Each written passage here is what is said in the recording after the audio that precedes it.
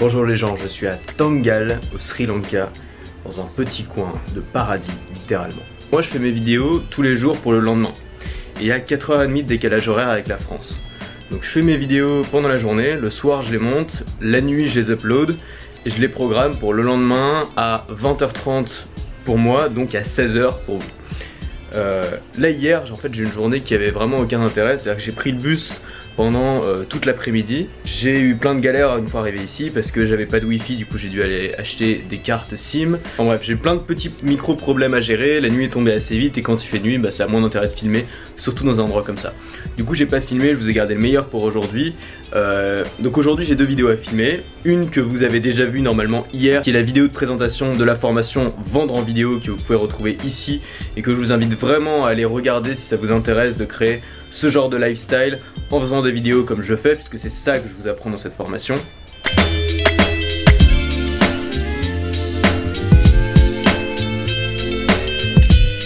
Voilà, je viens de tourner la vidéo de présentation de la formation dans un cadre idyllique. Je suis littéralement sur une plage déserte.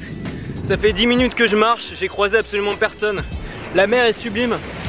Par contre on peut pas se baigner ici parce que c'est trop dangereux. Et en plus il y a personne, donc je vais éviter. Mais il fait super chaud, il doit être, voilà, il est 10h30 du matin. Il fait 30 degrés, c'est juste un truc de fou. Cet endroit est sublime. Bon alors je vais vous raconter vite fait ma journée d'hier vu que j'ai vraiment pas filmé. J'ai pris le bus en fait, le bus local. Le bus local est super en fait, enfin, c'est pas du tout...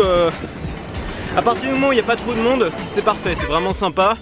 Encore une fois les gens sont souriants, les gens vous disent bonjour. Il y a des arrêts où il y a beaucoup de monde qui rentre et il y a plein de gens debout. Et là ça devient un peu chiant. Il a fallu à peu près 3 heures de bus pour aller de Galle à Tangal. Ça m'a coûté un truc genre 1,15 € pour faire un quart de l'île quand même. Donc c'est vraiment pas cher. Si j'avais pris le taxi ça m'aurait coûté 40 € à peu près. Donc ça vaut le coup de prendre le bus quand on est au Sri Lanka. Le mieux c'est le train, mais si vous pouvez pas prendre le train, prenez le bus. Si vous pouvez pas prendre le bus, prenez le taxi. Ce petit hôtel vraiment sympa qui est tenu par une Californienne qui a refait sa vie ici, mais qui a visité plein de pays super sympas, dont le Laos. Et elle m'a dit qu'elle elle était allée dans un endroit incroyable au Laos. Donc si je vais au Laos j'irai. Je vous mettrai le nom ici parce que j'ai oublié le nom. Mais c'est un endroit apparemment où il faut aller. Le soir elle m'a fait un poisson. Alors vous savez moi je suis quasiment 100% végétarien. Mais ça me dérange pas de manger du poisson à partir du moment où il a été pêché, où il est sauvage. Ce qui me dérange c'est l'élevage, ce qui me dérange c'est de mettre les animaux en cage. Mais là le poisson était juste délicieux, c'était un poisson, enfin elle a des amis pêcheurs, c'était un poisson qui avait pêché le matin. Délicieux, la cuisine ici est absolument incroyable. Ça c'est mon prénom en singalais, voilà. Singalais. Singalais. What's your name? Salman. Salman, okay. Nice to meet you. Nice to meet you. Ah, very nice. But I didn't really see the place because I had a lot of things to do. Yeah. But this is my place. ah, so this is the hotel. Yeah. Okay. Nice. What's the name? Peacock. Family stay. Everybody talks about French food, but I prefer Sri Lankan food. Now you Sri Lanka, you can eat try fresh one here. Yeah. You can eat in your country the fresh. Okay. Yeah. Your whole family came or you alone? No, I'm alone. I travel alone. Oh, yeah? What do you do in France? Paris, yeah? Yeah. In fact, I was student, and now now I finished my studies and I work on the internet. That's why I film, because I sell trainings in web marketing. I try to travel and work in the same time. Yeah. And do you have a Wi-Fi connection in rooms? Yeah. Okay, because it's just what I need, in fact, to work. The place is full between Christmas and New Year's? New Year, yeah. New Year, okay. All the time. It's a nice place to spend Christmas? Yeah, very nice place. You make something for Christmas? A diner? I make sometime in the lobster. The what? I make like Christmas tree. Ah yeah, okay. Christmas. Fire on the beach in the night. Ah, fire on the beach. Yeah. Looks like you age like 28. You? 21. 21. I'm like 27. 27? Yeah. Okay. Ce silence, ce calme, ça dégage quelque chose vraiment de magique. Ici les gens sont vraiment très sympas, alors vous l'avez vu. Enfin moi je commence à reconnaître maintenant quels sont les gens qui font ami-ami avec vous uniquement pour vous soutirer de l'argent et quels sont les gens qui sont sincères. Et lui était vraiment sincère, vraiment super sympa, il m'a parlé de pas mal de choses. Il m'a dit que notamment cette plage elle est déserte, mais dans une semaine pour Noël il y a des tas de touristes qui vont venir, donc elle sera beaucoup moins déserte. Enfin, c'est un endroit quand même très triste parce qu'il y a eu le tsunami en 2004 qui a frappé cette côte. Enfin c'est une des côtes qui a le plus souffert. J'ai vu des images hier sur YouTube, il y a un énorme complexe hôtelier juste à côté à quelques centaines de mètres. On voit les images de ce complexe hôtelier filmé par un touriste, il y a une énorme vague de 4 mètres qui s'étale, qui remplit la piscine, qui emporte des tas de gens avec, enfin c'est juste horrible. Il y a eu beaucoup de morts et les gens autour sont restés assez pauvres parce qu'il n'y a pas de grosse industrie du coup qui s'est installée ici, donc ils vivent uniquement du tourisme, vraiment. Et en fait le propriétaire de ce petit bar et de tout le complexe hôtelier qui est derrière a décidé, en fait à la base c'était un gros magnat ici du tourisme et il a perdu beaucoup genre pendant le tsunami et depuis en fait il a perdu de l'argent et des gens. Et donc en fait il s'est un peu reconverti et maintenant il a monté une sorte de fondation on va dire où il aide les populations locales autour qui sont quand même très pauvres. Et donc l'argent du tourisme ici est en partie reversé en population locale. Et les gens ici sont hyper positifs, hyper gentils, alors qu'ils ont quand même eu en 2004 un tsunami sur la gueule qui a dû leur faire mal quoi. Donc c'est un endroit vraiment sympa, peut-être que je resterai une ou deux nuits de plus. C'est vraiment un endroit fascinant.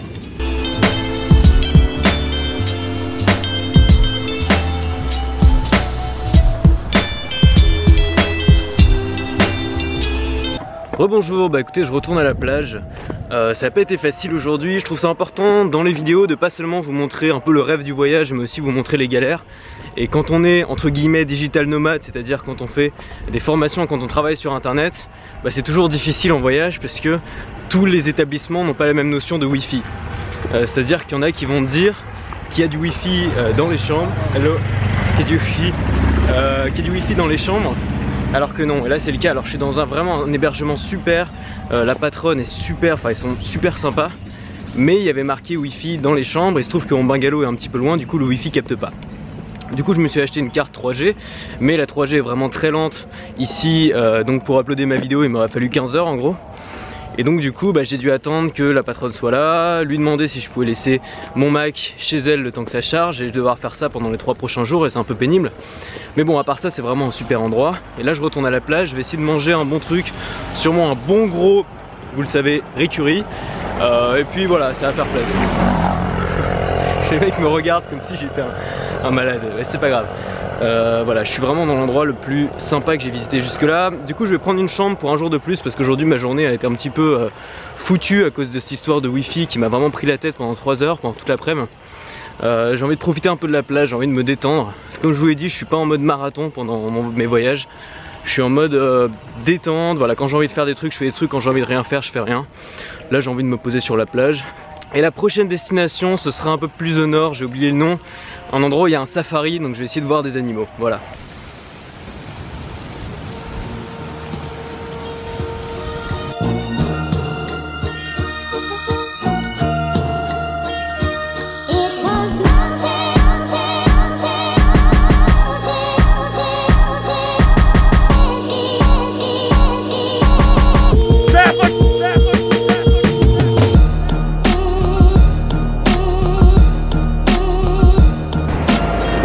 Je profite d'être sur cette super plage avec cette super lumière pour vous reparler rapidement de la formation que j'ai lancée hier et de faire le rapprochement avec un discours qu'a fait Steve Jobs, qui est son discours le plus connu, le discours qu'il a fait à l'université de Stanford. Je vous invite vraiment à aller le voir.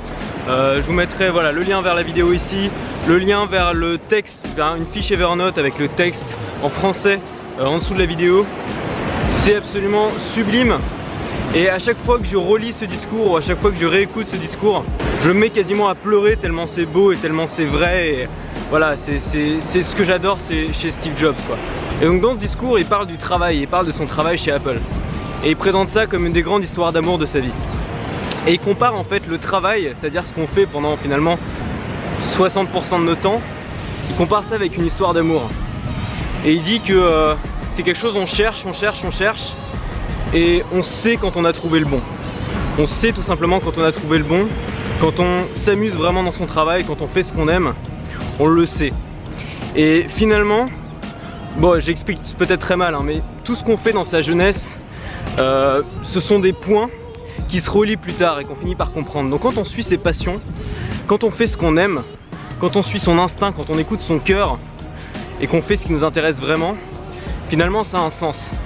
Et en vieillissant, on pourra reconnecter ces points, finalement peut-être faire ce qu'on aime.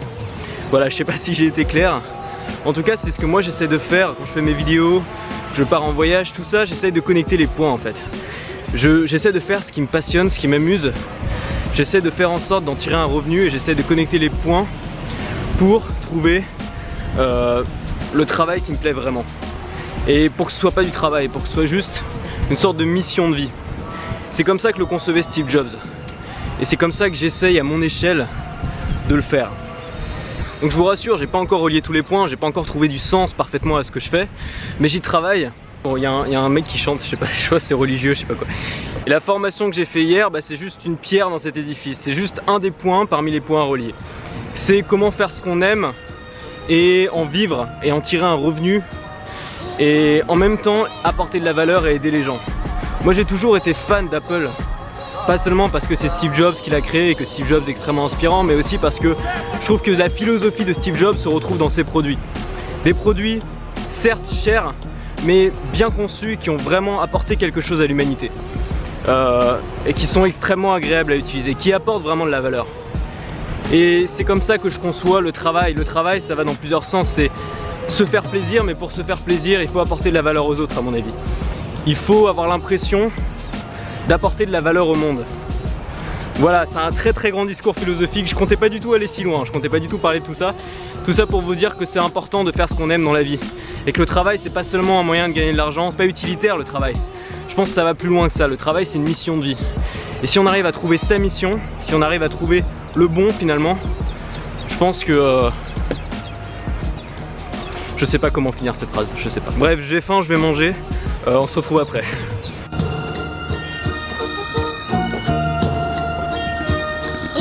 Là je cherche le resto qui m'a été conseillé par la patronne de mon hôtel. Ils m'ont fait traverser un truc, j'ai traversé plein milieu d'un hôtel de luxe. Et j'ai l'impression que c'est le parcours du combattant pour y aller.